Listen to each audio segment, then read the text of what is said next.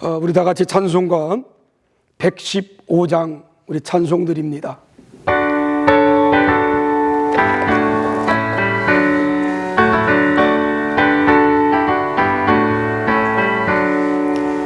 기쁘다고 줘서 내 맘 백성 맞으라 운교예요 다 일어나 다 찬양하여라 다 찬양하여라 다 찬양하여라 구세주 탄생의 스님 다 찬양하여라 이 세상에 만물들아 다 와답하여라 다 와답하여라 다 와답하여라 온 세상 죄를 사하려 주 예수 오셨네 죄와 슬픔 몰아내고 다 구원하시네 다 구원하시네 다 구원하시네 은혜와 진리 되신 주 다 조반하시니 만국 백성 구주 앞에 다 경배하여라 다 경배하여라 다 경배하여라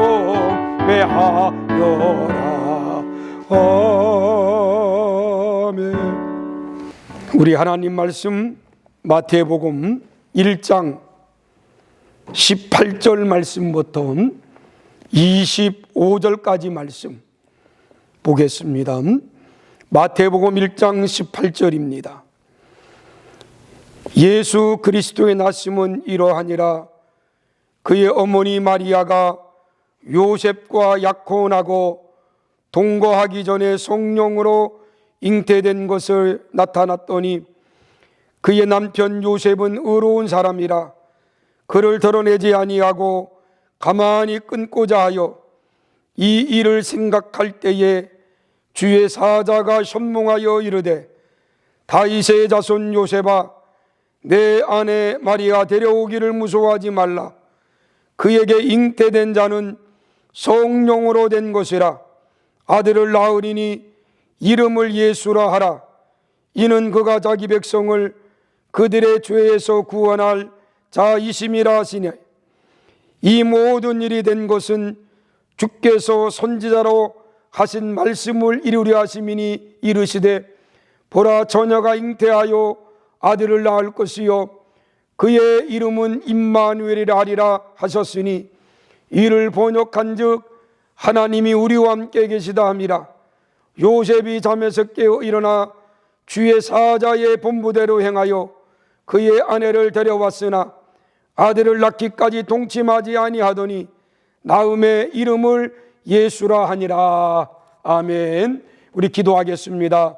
은혜로우신 하나님 아버지 감사합니다.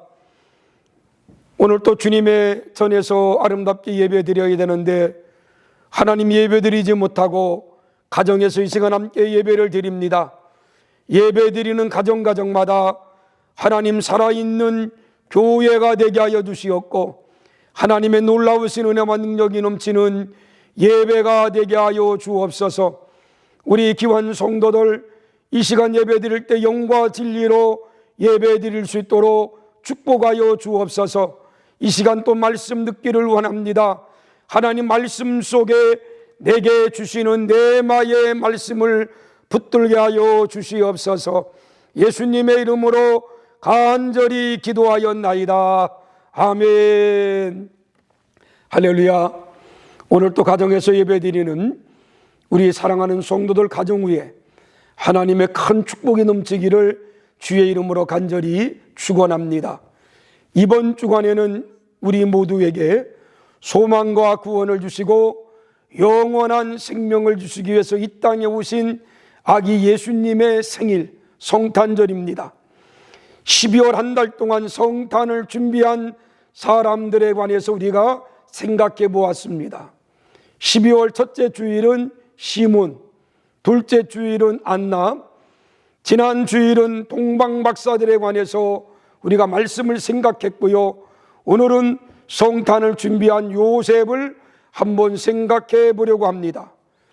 당시에 가장 많이 불려진 이름이 있다면 아마 남자의 이름은 요셉이라는 이름이고 여자의 이름은 마리아라는 이름이었다고 합니다. 요셉이라는 이름의 뜻은 하나님께서 더하신다는 뜻이고 마리아라는 이름의 뜻은 높여진 자라는 뜻입니다. 여러분, 요셉은 어떤 사람이었습니까? 시골의 정숙한 처녀 마리아와 약혼한 경건한 청년이었습니다. 요셉은 마리아와 정혼하고 결혼 날짜를 손꼽아 기다리는 청년이었습니다. 그런 요셉과 마리아에게 위기가 찾아왔습니다. 요셉과 마리아에게 찾아온 위기는 그들이 정혼만 하고 동거하지 않았는데 마리아가 임신을 했다는 것입니다. 여러분, 요셉이 얼마나 당황했겠습니까? 아니, 얼마나 마음에 고민이 있었겠습니까?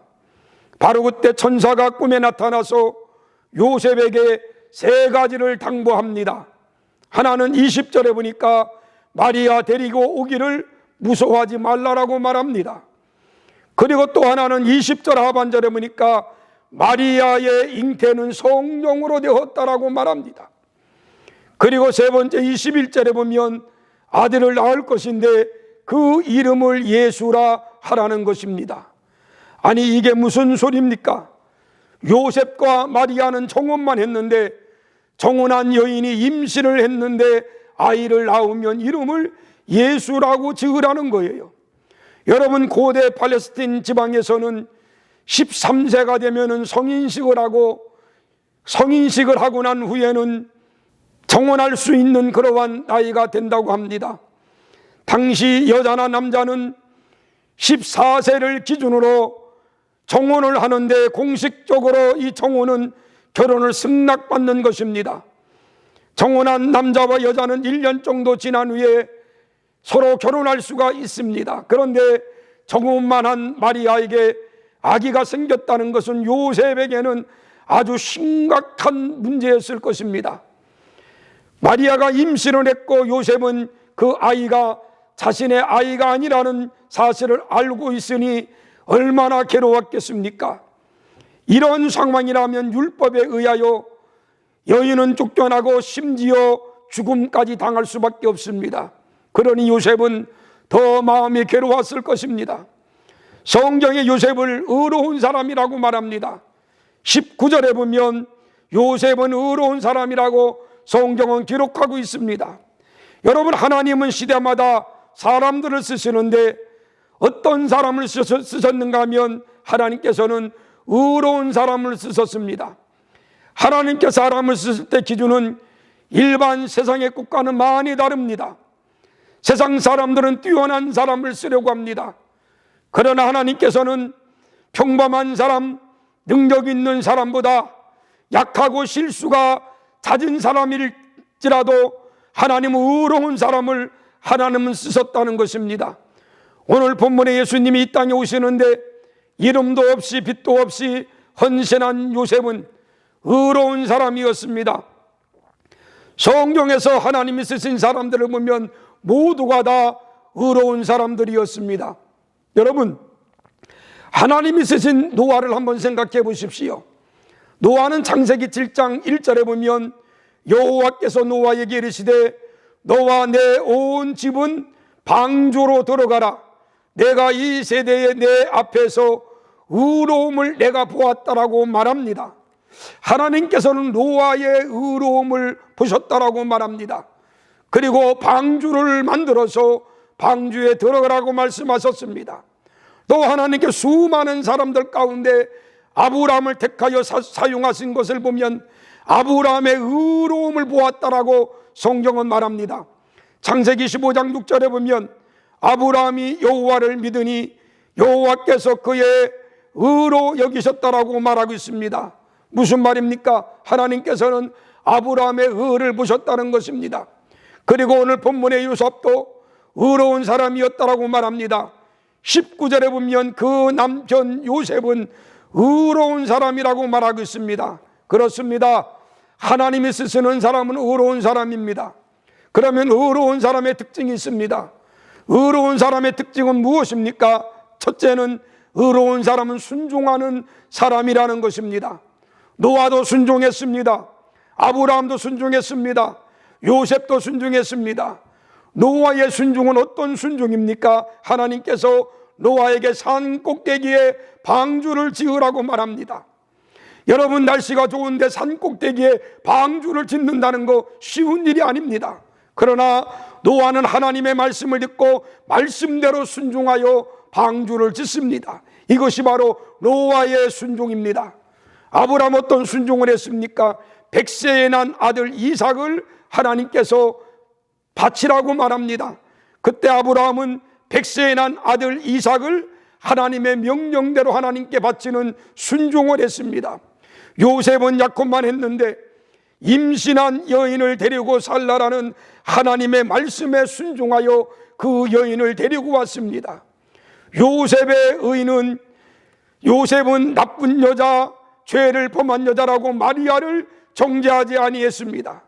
요셉은 자기 주장을 내세우지 않았습니다. 24절에 보면 주의 사자의 분부대로 순종했다라고 말합니다.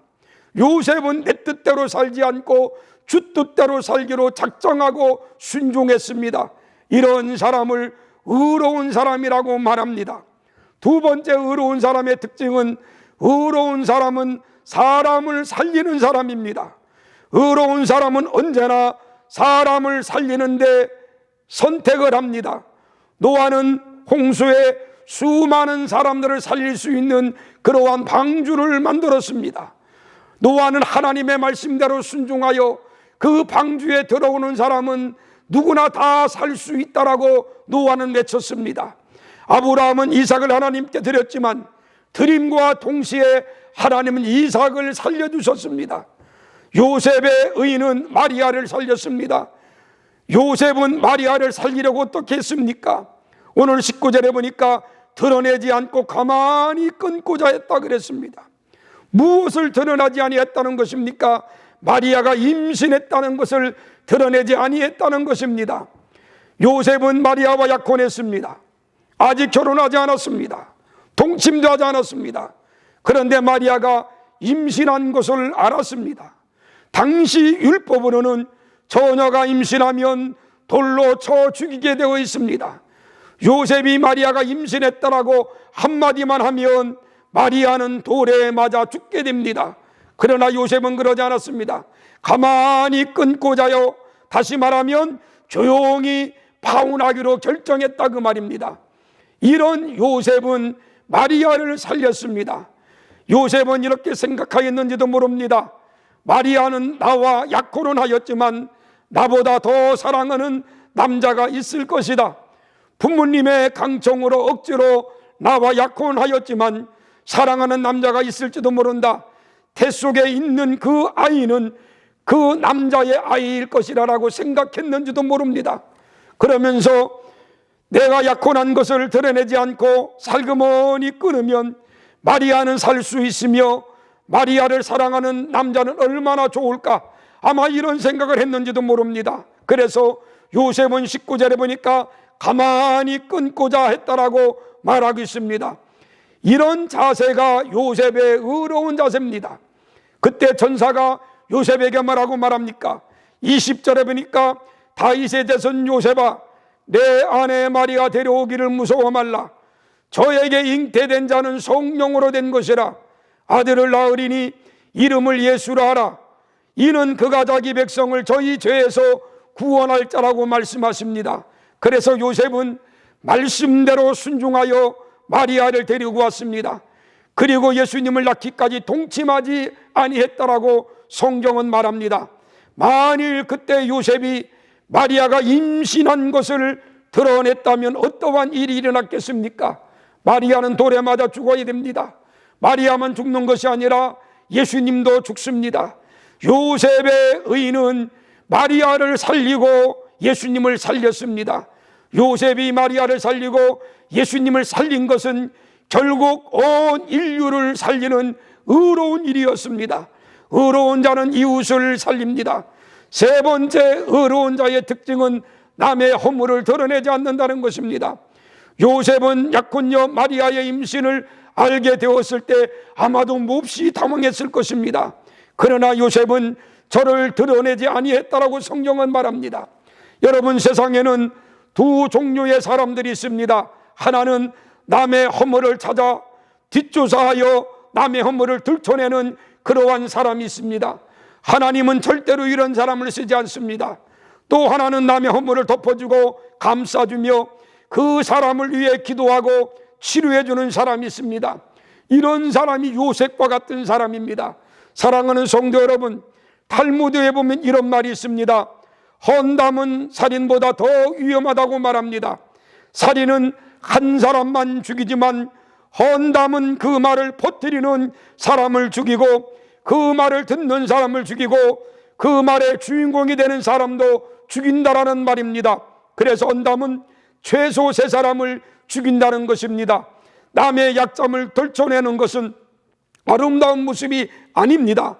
여러분, 자기의 눈에 들보는 보지 못하고 남의 눈에 티만 보는 어리석은 자가 되지 않기를 주의 이름으로 간절히 부탁을 드립니다. 사랑하는 성도 여러분, 말에는 죽이는 말과 살리는 말이 있습니다. 죽이는 말을 보면 할 수 없다, 안 된다라는 부정적인 말입니다. 불평과 헌담의 말입니다. 다른 사람의 감정을 상하게 하고 오해를 불러일으키는 말은 사람을 죽이는 말입니다. 그러나 살리는 말에는 감사의 말, 세워주는 말, 위로하는 말, 할 수 있다는 긍정적인 말, 이 말을 들으면 꿈이 생기고 희망이 생깁니다. 그러면 사랑하는 성도 여러분, 우리는 어떤 말을 해야 합니까? 죽이는 말을 해야 합니까? 아니면 살리는 말을 해야 됩니까? 우리는 살리는 말, 힘을 주는 말, 긍정적인 말만 하며 살아가기를 주의 이름으로 간절히 부탁을 드립니다. 요셉이 바로 이런 말을 했습니다. 요셉을 보십시오. 요셉은 마리아의 약점을 들춰내지 않았습니다. 감싸줄 줄 아는 사람이었습니다. 하나님은 이런 사람을 쓰신다는 것입니다. 성탄의 예수님을 가장 먼저 모신 사람은 마리아와 요셉이었습니다. 성탄의 가장 큰 공로자는 바로 요셉이었습니다. 금년 성탄 힘들고 어렵지만 요셉처럼 하나님께 쓰임받기를 소원하며 기도하는 우리 고천교회 성도들이 되기를 주의 이름으로 간절히 부탁을 드립니다. 금년 성탄을 즈음하여 우리도 요셉처럼 수리 없이 일하는 하나님의 귀한 종들이 되기를 주의 이름으로 간절히 축원합니다. 기도하겠습니다. 은혜로우신 하나님 아버지, 우리가 성탄을 준비합니다. 금년 성탄은 정말로 힘들고 어려운 성탄절을 보내는 줄 압니다. 힘들고 어렵지만 우리가 아름답게 준비하여 성탄의 기쁨을 수많은 사람들에게 증거하고 알리는 성탄이 되게 하여 주옵소서. 하나님, 무엇보다도 우리 약함을 아시는 주님께서 이 땅을 회복시켜 주시었고, 코로나19가 이 땅에 오신 예수님께서 모든 것들을 종식시켜 주셔서 온 세계가 평화롭게 하나님 영광을 나타내는 이 세상이 될 수 있도록 하나님 도와주시옵소서. 우리가 주님 앞에 죄 지은 것을 회개합니다. 하나님, 나의 잘못을 주님 앞에 회개합니다. 하나님, 우리들을 불쌍히 여겨주시고 긍휼을 베풀어 주시옵소서. 2020년도를 우리가 마무리 짓고 2021년도에는 더 아름답고 복된 한 해를 준비할 수 있도록 축복하여 주옵소서. 예수님의 이름으로 간절히 기도하였나이다. 아멘. 몇 가지 광고 말씀을 드리겠습니다. 지금 우리가 사회적 거리 두기가 우리 수도권에는 2.5단계를 지나서 지금 5명 이상은 모일 수가 없다고, 그렇게 오늘 0시부터 지시가 떨어진다고 합니다. 또 총회에서 정부의 시책에 따라서 개교회는 5명 이상, 예배 외에는 모이지 말라라고 지시가 내려왔고요.